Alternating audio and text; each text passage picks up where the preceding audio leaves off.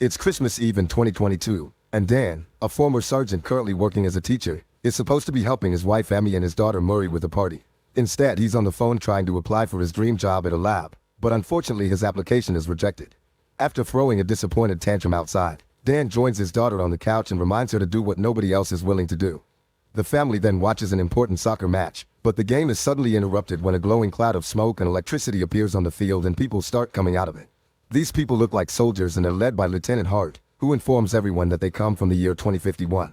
An alien species known as the White Spikes have invaded Earth and most of humanity has been wiped out, so these soldiers are here to ask for people to travel to the future with them and help them fight the war.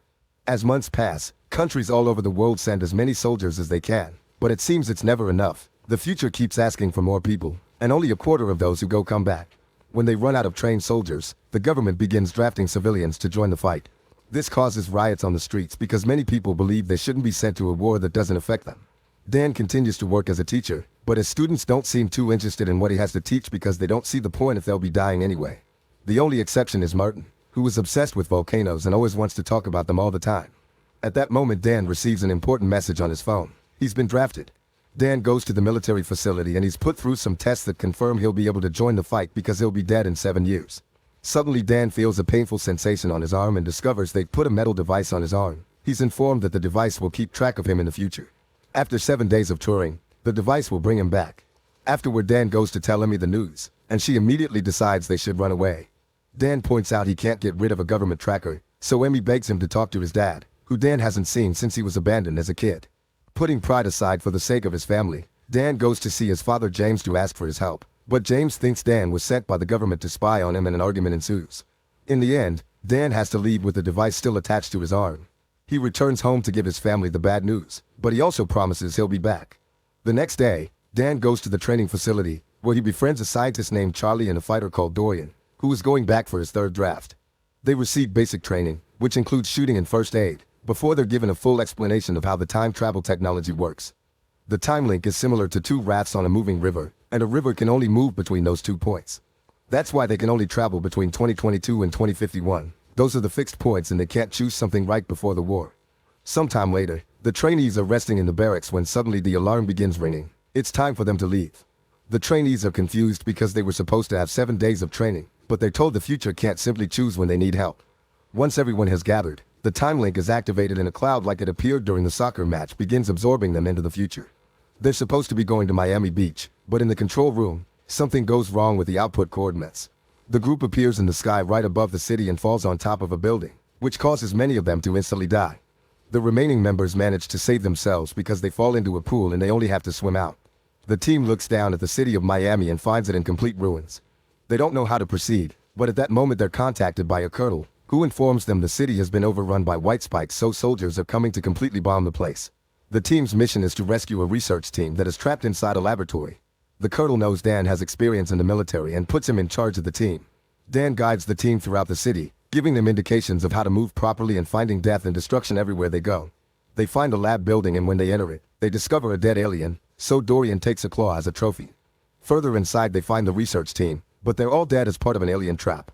The colonel asks them to retrieve all the copies of the research and to hurry because if there are bodies around, the white spikes will be back and the jet fighters are coming closer. The team rushes to pick up all the necessary items, then they start making their way downstairs as quietly as possible. However, one of the guys hears a noise and when he looks up, they finally discover what white spikes look like. The alien shoots a spike from its tentacles, killing one of them, and the team immediately opens fire. Their bullets can't seem to damage the alien's thick skin, but at least it seems they can slow them down as they run down the stairs and find an exit hallway. The aliens kill and capture many team members on the way, so Dan stays at the back to defend them. Since his bullets won't work, he attacks with a fire axe, which isn't that effective either. Luckily Dorian comes to the rescue and kills the creature by teaching the team that the only weak spots are the neck and the belly. With lots of white spikes coming after them, the team runs down the streets until they find the tank that is coming to rescue them. Unfortunately, the white spikes get to the tank first and destroy it. Now the team has no choice but to fight the aliens while at the same time trying to find cover. As more and more team members fall to the aliens' attack, the survivors fall inside a tunnel, and Dan stops to rescue a fallen trainee. This delays the entire team, and 2 of the trainees decide to stay behind and act as a shield against the aliens so the rest of the team can run away. At that moment, the jets finally arrive and bomb the entire area. Hours later, Dan and Charlie wake up in a forward operating base in the Dominican Republic. They find Dorian, who informs them the rest of the team is dead and scolds Dan for having stopped to help a fallen person which put in danger anybody else. Dorian admits he suffers from cancer, and he's learned that he's the one that gets to decide when he dies. Their talk is interrupted when Dan is requested to see the colonel. When he hears another soldier refer to her by her surname, Dan is shocked to realize this is an older Murray. She grew up to be a scientist, and she's the lead researcher in the Air Force, which she created herself. Murray explains she didn't bring Dan to see her father again. She actually needs his help with something. In fact, she acts all cold and professional around him. Then she proceeds to show him the recording of a different-looking white spike. All the aliens they fought in the city were males, and this one is female.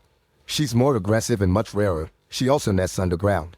The male white spikes will die to defend her because it seems all they care about is the survival of their species.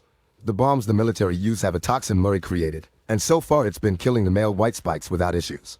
However, the female alien survived the toxin, so Murray needs Dan to join the extraction team and capture a female white spike to be studied. Hopefully they can develop a stronger toxin that will kill the alien's main source of reproduction. The team gets ready and leaves in helicopters, where Murray tells Dan the story of what happened. The aliens showed up out of nowhere in Russia in 2048, somehow avoiding all satellite imagery and radar. It only took them 3 years to take over the world, and they don't care about material things, they just want humans as food. Dan wants to know what happened to him before he died, but Murray thinks it's better not to go down that road. Moments later, they arrive at the nest, where they find a bunch of soldiers trying to tie up the female white spike. The alien is furious and begins attacking the soldiers, killing lots of them. Murray joins them and lands a clean shot on her neck, giving the others the chance to put more rope around her and stop her from leaving. Finding herself caught, the female alien cries out to call for her protectors, and soon the area is swarmed with aliens. While the female tries to attack Murray, Dan comes down and shoots at as many aliens as he can before joining the others in the nest to help save his daughter. Together the soldiers push the female into the cage in a helicopter, but now the males are trying to attack the helicopters too to save her, even making one crash. Dan and Murray run to a jeep and start firing at the aliens to give the helicopters the chance to escape with the cage. Afterward, the two of them drive at a great speed to escape the area. They stop at a beach to send an SOS flare, and Murray scolds Dan for acting without thinking. Dan just wants to protect her, but Murray doesn't believe him and explains he left the family when he was 12 because the depression of not working on what he wanted hit him hard. When she was 16, Dan was in a car accident, and Murray was at the hospital when he died. Murray is hurt by all this, and Dan has no words because he can't believe he became like his father. Suddenly he realizes he may understand James when he said that the war left him in a dark place mentally. The female white spike is taken to a fortified offshore oil platform, where the time machine is kept. She's chained and given a huge amount of sedatives every hour. Dan and Murray work together on analyzing the alien's DNA and trying to discover how she stops the toxin from killing her. It's a lot of work that takes them many days, but it also allows them to bond again and chat in a more friendly way while they share meals. The night before Dan has to leave, he tells Murray that he's proud of her and that her mother would have been proud too. Dan tries to tell Murray she needs to rest and to give him more to do since he's supposed to be here to help after all. Murray takes the chance to finally explain why she brought him here. Once she finds a way to make a stronger toxin, he needs to take it back to the past to mass produce it and get it ready for when the aliens arrive. That's why she's working like crazy to finish tonight. She needs to be done before he leaves. Dan doesn't want to leave Murray behind to her death, but Murray points out she called him because she's the only one she can trust. At that moment, the machine finally finishes a toxin with a 100% match for a female white spike, but it's also the moment the alien wakes up and calls for her protectors. As a bunch of male aliens arrives to attack the platform, Dan thinks they should kill the female to stop the attack, but Murray points out they only have one sample of the toxin and it could help more in the past. While the soldiers begin defending the platform the best they can and many aliens crash into the labs, Murray and Dan run around the platform to try to make it to the helipad where Dan should be for the time jump, which will happen in a few minutes. The two of them shoot lots of aliens on the way, yet Murray still gets hit by a spike. Dan tries to help her walk, but she's in too much pain, and the platform is about to go down because the aliens crashed the ship against it. Murray apologizes for being cold to Dan, and after saying she loves him, she gives him the toxin, urging him to take it back to save everyone. Suddenly an alien shows up and drags Murray down with it, causing Dan to jump after her to save her. However, that's the moment when the time machine activates, and the time link takes Dan, Dorian, Charlie, and the others back to the past. Thankfully the toxin is safe in Dan's hand and the vial doesn't break. Charlie is fine, but he confesses he stayed hidden like a coward. Dan tells Hart they need to mass produce the toxin and send it to the future to kill all the aliens, but Hart has bad news. The time machine isn't working anymore, probably because the aliens on the oil platform have destroyed the other end of it. They can't go back ever again, meaning it's all over. Dan returns home and barely can believe he gets to be with his family again. He's still in shock because of everything he went through. At night he can't sleep, and he keeps visiting Murray to confirm she's alive. When Emmy checks on him, Dan shares what happened with older Murray, and he's still determined to find a solution to all this. Emmy helps him see the facts they have. They know the aliens attacked Russia in 2048, but nobody sees the ships arrive. Maybe that's the year they start moving, but they arrive before, and nobody notices because it's in the middle of a frozen nowhere in Russia. So they need to start looking at years before that. The next day, Dan immediately jumps into action. He visits Dorian and convinces him this isn't over yet. Then they take Dorian's trophy claw to the lab Charlie works at. Charlie confirms there's sediment on the claw that looks like volcanic ash that came from either China or Korea. They don't understand how ancient ash can end up in Russia, meaning they need to ask a volcano expert. Next, Dan goes to see his student Martin, who explains there was a huge volcanic eruption in Asia thousands of years ago. If the ash was blown by the wind, it could have gotten caught in Russian waters, which eventually became ice. This means the creatures have always been here on Earth, frozen under hundreds of layers of ice. That's why they never saw the ships arrive. The reason why they wake up in 2048 is that's when climate change finally finishes melting all the polar ice. They take this theory to the government, but since they don't have any proof, they aren't given the resources to find the alien nest. They need to do this the illegal way, and Dan knows just the right person. His father James, who has been living off the grid for years and has his own plane. Hearing Dan say I need your help convinces James to help with the mission, no matter how crazy it sounds. Dan also gets in contact with Hart, who worked with Murray in the future and is ready to finish her beloved leader's mission. Hart brings a few soldiers with her, plus plenty of weapons and some copies of the toxin. The team travels to Russia, and Charlie promises this time he won't hide. When they make it to the Academy of Sciences glacier, they begin looking around the area for signs of anything strange. They stop when they discover their machines are going crazy because there's a weird magnetic field surrounding them. Using lots of explosives, the team opens a hole in the ground and enters an ancient cavern, where they finally find the frozen spaceship. Dan points out that entering the ship is extremely dangerous and they could go tell the government they found proof, but everyone agrees the government has been useless and it's up to them to make things right. They use a chainsaw to cut through the ice and the team enters the ship while leaving Charlie and James outside in case something tries to escape. The group reaches the cockpit and realizes this is a crash site. The aliens never intended Earth to be their destination. Surprisingly, the body of the pilot isn't a white spike.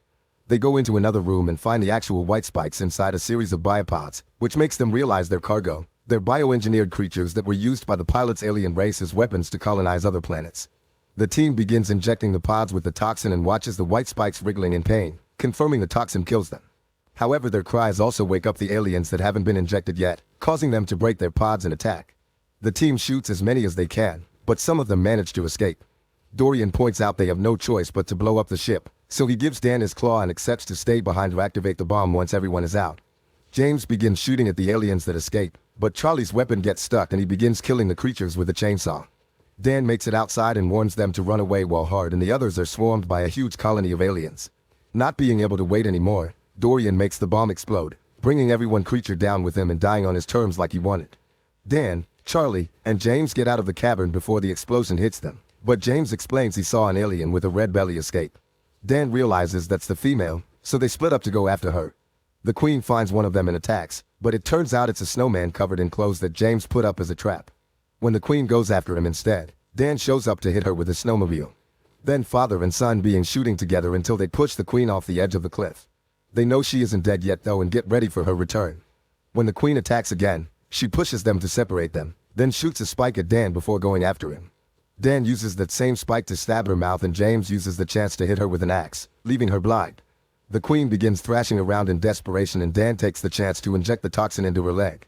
However, the Queen removes that leg so the toxin can't spread in her body. When the Queen tries to go after Dan, he gets a grenade ready to bring her down with him. But at that moment, James raises his wounded hand to make the alien smell his blood and go after him instead. Dan refuses to lose his father after they reunited, so he jumps on the Queen and slices her neck with Dorian's claw. After hitting her a few more times, he takes out the last vial of toxin and inserts it in her mouth before kicking her down the cliff again. The Queen crashes against a big rock and finally dies. The next day, newscasts all over the world report an explosion in Russia that killed a bunch of aliens, and the government tries to take credit for it. Dan returns home and reunites with his family, finally allowing James to meet his granddaughter. Now they can all work together for a better future. Make sure to subscribe and turn on notifications so you can watch more videos like this. Thanks for watching.